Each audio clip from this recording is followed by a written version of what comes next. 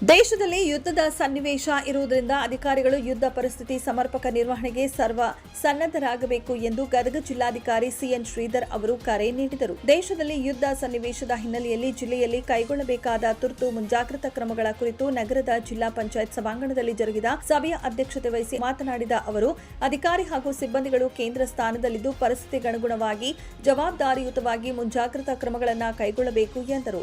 ಜಿಲ್ಲೆಯಲ್ಲಿ ಪ್ರಮುಖ ಸ್ಥಳಗಳು ದೇವಾಲಯ, ಮಸೀದಿ, ಚರ್ಚ್, ಜನಸಂದಣಿ ಇರುವ ಪ್ರದೇಶಗಳಲ್ಲಿ ಒಂದು ವೇಳೆ ಅಹಿತಕರ ಘಟನೆ ನಡೆದರೆ ಪೂರ್ವ ತಯಾರಿಯಾಗಿ ಸಾರ್ವಜನಿಕರ ರಕ್ಷಣಾ ಕಾರ್ಯದ ಕಡೆ ನಿಗಾ ವಹಿಸಬೇಕು. ತಾಲೂಕು ಮಟ್ಟದಲ್ಲಿಯೂ ಸಹ ತಹಶೀಲ್ದಾರರು, ಕಾರ್ಯನಿರ್ವಾಹಕ ಅಧಿಕಾರಿಗಳು ಹಾಗೂ ಪೊಲೀಸ್ ಇಲಾಖೆಯ ಸಮನ್ವಯತೆಯಲ್ಲಿ ಮುಂಜಾಗ್ರತಾ ಕ್ರಮಗಳ ಕುರಿತು ಸಭೆ ಜರುಗಿಸಬೇಕು ಎಂದು ಸೂಚಿಸಿದರು. ನಿವೃತ್ತ ಸೈನಿಕರಿಗೂ ಸಹ ಪ್ರತ್ಯೇಕ ಜವಾಬ್ದಾರಿಯನ್ನ ನೀಡಲಾಗುತ್ತಿದ್ದು, ಜಿಲ್ಲೆಯಲ್ಲಿನ ವಸತಿ ನಿಲಯಗಳ ರಕ್ಷಣಾ ಕಡೆ ನಿಗಾ ವಹಿಸಬೇಕು. ತಾಲೂಕು ಮಟ್ಟದಲ್ಲಿ ಸಭೆಯಲ್ಲಿ ಜಾಗೃತ ಸಭೆಗಳನ್ನು ಕರೆದು ಮಾಕ್ ಡ್ರಿಲ್ ನಡೆಸಬೇಕು ಎಂದು ಜಿಲ್ಲಾ ಪೊಲೀಸ್ ವರಿಷ್ಠಾಧಿಕಾರಿ ಬಿಎಸ್ ನೇಮೇಗೌಡ ಹೇಳಿದರು.